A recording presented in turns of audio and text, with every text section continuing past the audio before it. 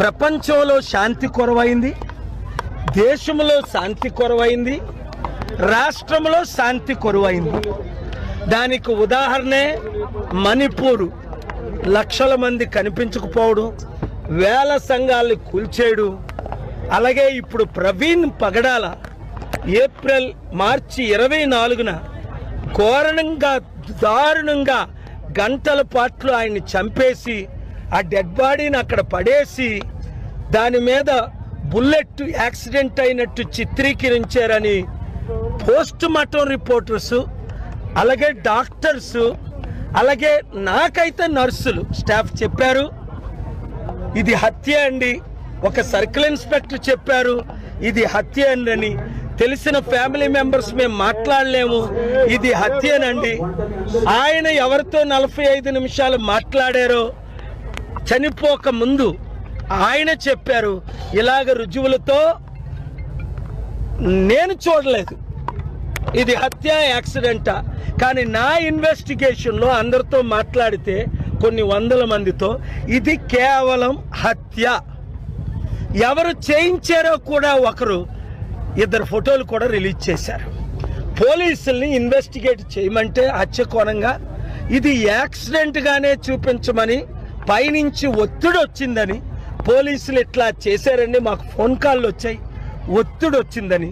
దానిని నోరు మూయించడానికి చంద్రబాబు నాయుడు గారు నిన్న గుడ్ ఫ్రైడే రోజుని పాస్టర్కి 5,000 ఇస్తాం అంటే అర్థమేంటి? పాస్టర్లారా మీరు నోరు మూసుకోండి. 8,000 మంది పాస్టర్లకు 5,000 ఇస్తే 80,000 మంది పాస్టర్ల సంగతి ఏంటి? అది కూడా ఇప్పుడు ఇవ్వడం ఏంటి? ప్రవీణ హత్య తర్వాత హైందవులు వేల మంది ప్రీస్టులు ఉన్నారు, వారికి ఇవ్వకపోవడం ఏంటి? మహమ్మదీయులకు మొలనాస్ ఉన్నారు, వారికి ఇవ్వకపోవడం ఏంటి? ట్యాక్స్ పేర్లు డబ్బు దుర్వినియోగం చేస్తూ వేలు లక్షల కోట్లు ఈ రాజకీయ నాయకులు సంపాదించుకుంటూ దేశాన్ని రాష్ట్రాన్ని ఇప్పుడున్న ప్రధాన పార్టీలు 7 సర్వనాశనం చేయబట్టే ప్రజాశాంతి పార్టీ పెట్టాము.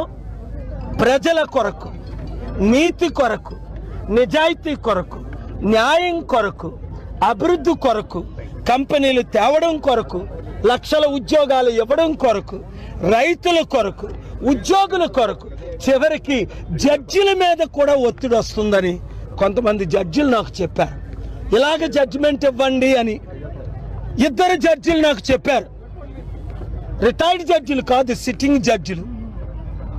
ఎంత మీడియా ఓనర్స్కి ఒత్తిడి వస్తుంది, అరే కేపాల్ మాట్లాడిన మాటలు మీరు వేయకండి అని.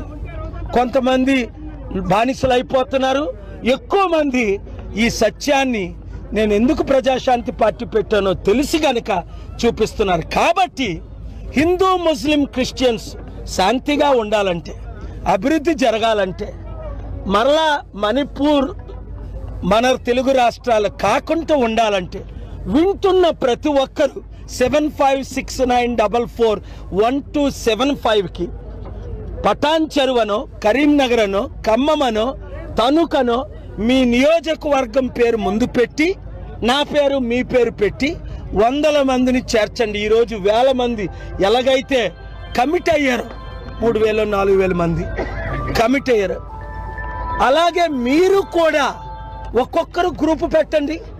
అభివృద్ధి చేసే పని నాది.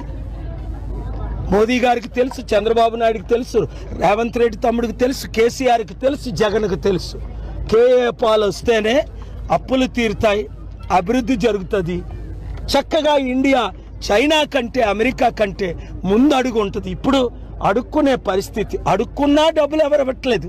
లక్షల కోట్ల అప్పు, 350 లక్షల కోట్ల ఊహించనంత అప్పు అయిపోయింది. అందుకనే ఇప్పుడు హిందూ క్రిస్టియన్ లేదా హిందూ ముస్లిం మధ్య ఇది పెద్ద అజెండాతో గొడవలు జరుగుతున్నాయి. ఇంకా రాబోయే రోజుల్లో ఎక్కువ గొడవలు జరుగుతాయి. గొడవలు జరగకూడదు, శాంతి మన దేశంలో ఉండాలి. హిందూ ముస్లిం క్రిస్టియన్స్, నేను పుట్టిందే హిందువుని, యేసు ప్రభు రక్షకుడని నమ్ముకున్నా. కులం మార్చుకోలేదు, మతం మార్చుకోలేదు. నేను ఎవరిని ఏ మతాల్ని ఏ రోజు దూషించలేదు.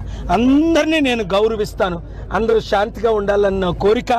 గమనించండి ప్రజలారా, పేదలారా ఆలోచించండి, ఎలాంటి పార్టీలకు మనం ఓట్లేసాం, ఎవరిని నమ్మి మనం ఓట్లేసి ఈరోజు గద్దెక్కిచ్చాం, వాళ్ళు ఏ విధంగా మనల్ని చూస్తున్నారు, వినాశనం చేస్తున్నారు, మనకు వచ్చినటువంటి బాధను కానీ అనుమానాన్ని కానీ పట్టించుకోకుండా కనీసం ఇది నిజం అని చెప్పడానికి కూడా సాహసించకుండా ముందుకు రాకుండా ఏ పార్టీ కూడా ఈ పేదల పక్షాన్ని నిలబడటం లేదంటే పేదలను కేవలం వాడుకునేవారే తప్ప ఆదుకునేవారు లేరు, అండగా నిలబడేవారు లేరు అని చెప్పడానికి ఇంతకు మించిన నిదర్శనం కావాలా?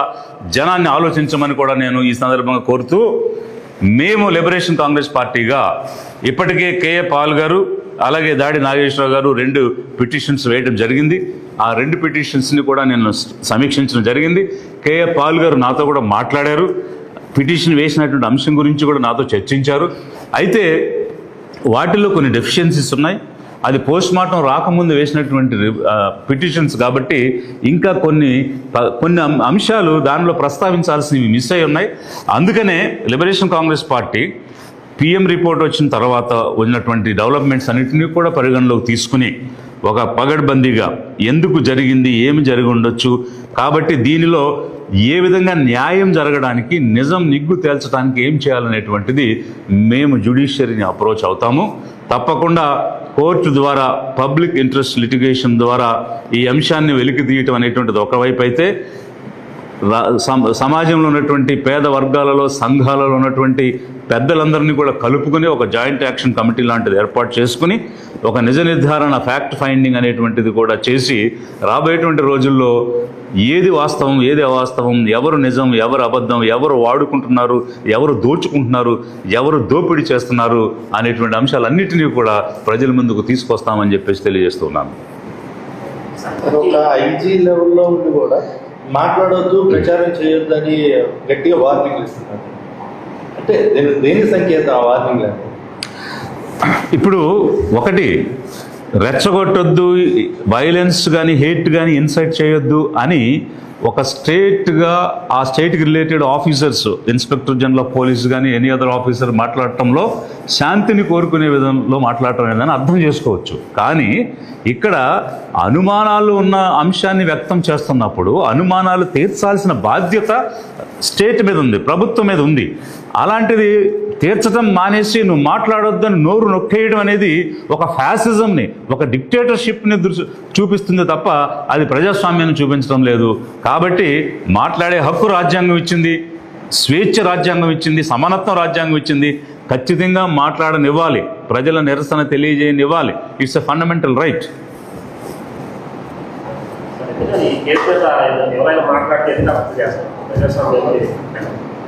That's what I'm saying. ఇప్పుడు శాంతి సామరస్యం కోసం ప్రభుత్వం అనేకమైన చర్యలు తీసుకుంటుంది. అది it's prerogative of the state. ఆ విషయంలో ఎలాంటి ఆక్షేపణ కానీ కామెంట్స్ కానీ లేవు. కానీ ఇక్కడ ఒక అన్యాయం జరిగిందనే భావన ప్రజల్లో ఉంది. చనిపోయినటువంటి వ్యక్తి సామాన్య వ్యక్తి కాదు, ప్రజలకు సంబంధించిన వ్యక్తి అనేది మొదటిది అయితే, రెండవది అది యాక్సిడెంట్ అని డిక్లేర్ చేయడంలో ఎవరికి కూడా కన్విన్స్ అయ్యేటువంటి పరిస్థితి లేదు. అందువల్ల ఉన్న అనుమానాలు లేవనెత్తారు, అడుగుతారు, ప్రశ్నిస్తారు. ప్రశ్నించడం, ప్రజాస్వామ్యం అంటేనే ప్రశ్నించడం. సో ప్రశ్నించే వ్యక్తులకు సమాధానం చెప్పాల్సిన బాధ్యత రాష్ట్ర ప్రభుత్వానికి ఉంది. అలాంటి అనుమానాలు రాకుండా ప్రాపర్గా ఇన్వెస్టిగేట్ చేస్తుంటే అసలు ప్రశ్నలే తలెత్తావు. మేము అనేకమైన ప్రశ్నలు చెప్పాము, ఈరోజు అనేకమైన ప్రశ్నలు అడుగుతున్నాం, దేనికి సమాధానం రాలేదు. రానప్పుడు అనేకమైనటువంటి క్వశ్చన్స్ రావడం సహజంగా జరుగుద్ది డెమోక్రసీలో. It's state's responsibility to dispel the doubts.